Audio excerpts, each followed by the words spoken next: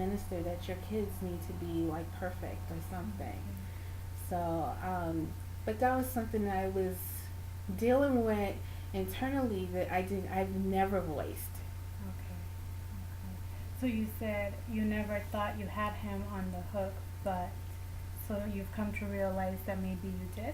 Maybe I did because even though I wasn't voicing it to him, Okay. it doesn't mean that my actions didn't make him feel that way. Okay. And it sounds like you were taking on this responsibility, and correct me if I'm wrong, when I said you've kind of taken up a little bit of this weight off your shoulders by maybe, covering for him, when people would ask you, where is he, you would tell them, and now you're kind of more, I don't know if like laid back is the term or I more. tell him I don't know. I don't Okay. know. Okay. You know, if you want to know where he is, why don't you give him a call? Okay. And how is that working for you? Yeah, and it's working just fine for me Good. because I'm not. When it comes to his spirituality, it's an individual thing. Mhm. So if he's okay with the way it is right now, then he's okay with that. I can't force it to be any kind of way. Right. So I can encourage him, to do things that would, put him back on track. But for the most part, it's all his choices. Yeah. You're right. So it's, and these are things that I've said to him over time. Like, um, I'm not super strict or everything needs to be done this way because life happens. And even though when it comes to spiritual things, I have a certain standard for me, I don't impose that on other people. Right. And I think that's one of the reasons why I get along so well with people of different faiths because I don't, and I'm very strong with my beliefs and I hold on really tight to my beliefs. And you're not going to necessarily shake me, but I'm not going to push it on you. Okay. And because I've been that way, he's the same way when it comes to that. And so he has friends from all different religions, and but he's been taught exactly what we believe. So if he's in a conversation, he can talk about what he believes without feeling like somebody's gonna convert him to something else. He Okay. doesn't have that fear. Okay. Where we come from, there is that fear. A lot of the people that we were around had that fear that you couldn't associate with certain people of different faiths or they're going to try to convert you. And you're like, if you have that fear, then maybe you're not as strong as you think you are. Okay. So I really kind of built that into him throughout his life. It's just know what you know.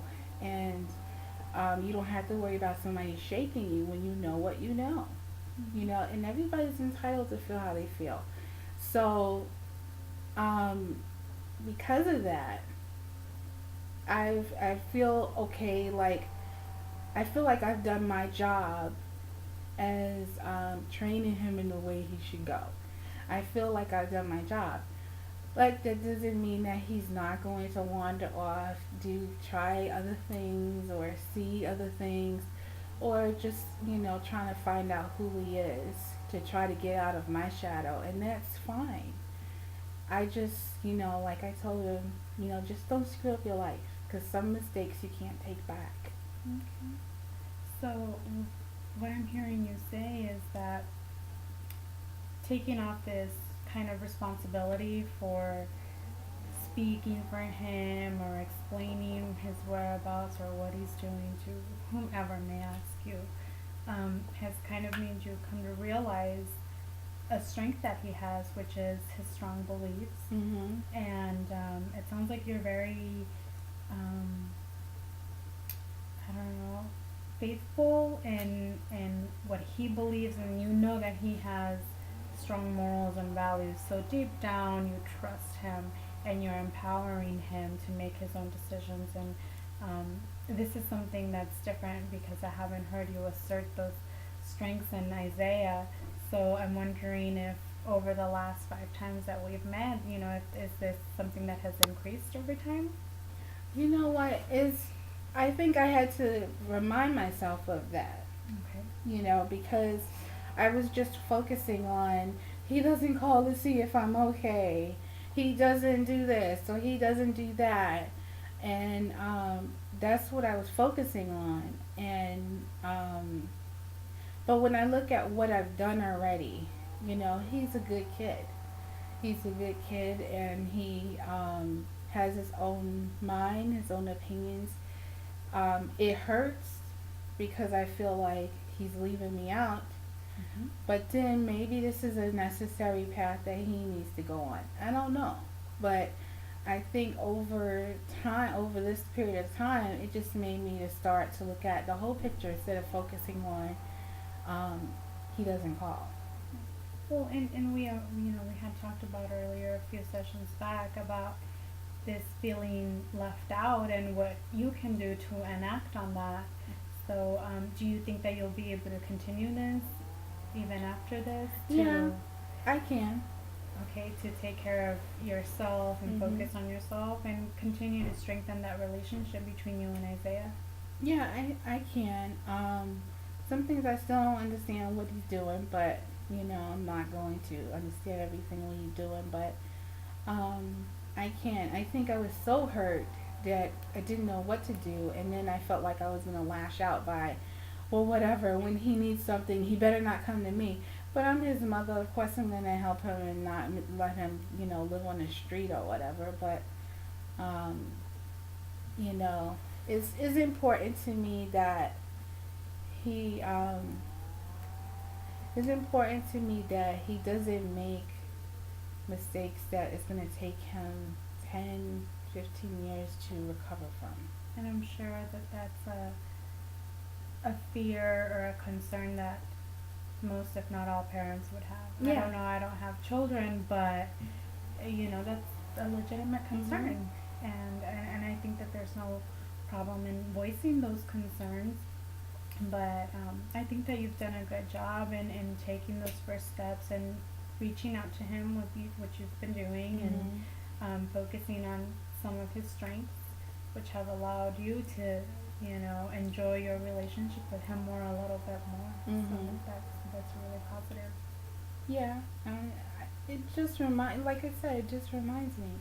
Well, what did I do all this time? And everything that I've done over the years is not erased in 1 year. Right. So um, I spent a lot of time teaching him about things that maybe other kids don't hear from their parents because their parents either don't think about it or they're afraid to address those issues. Mm-hmm. And since I'm not afraid to address issues with him, I spend a lot of time talking to him over the years about things that matter, about character and integrity and things like that. And um, those things to me mean a whole lot more than um, where we come from, where we come from, you know, being involved in everything in church is important. And I told him, no, that's not important. Being a man who we can trust your word is important. You know, being a person who cares about other people and who's not self-centered is important. Mm-hmm. So even though we come from a place where some of the values are off, Right. um, I made sure that I use those as teaching moments. So I have to hold on to the fact that he got it. And that's really good. Sometimes it's not easy to focus on the strengths, it's easier to focus on the faults. Mhm. And it sounds like you're starting to do that more and more, which I can only see you developing that further and strengthening you and Isaiah's relationship more. Mhm. Um, and it also sounds like you've empowered yourself a little bit through this process.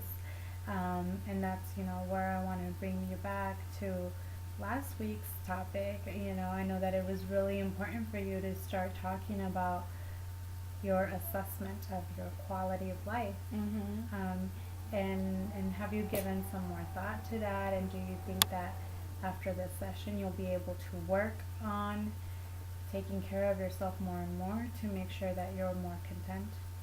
Yeah, definitely. Um, just reevaluating things. Um, you know, trying to figure out what is it that I want. If what I'm doing now is even in line with what it is that I really want. And if I'm going to spend so much time doing things, it needs to be worthwhile. It needs to be things that I want to do. Mhm. So I've really been assessing that, and getting trying to get back to the place where I'm actually enjoying my life. Mhm. Because I did enjoy my life up until a certain point, but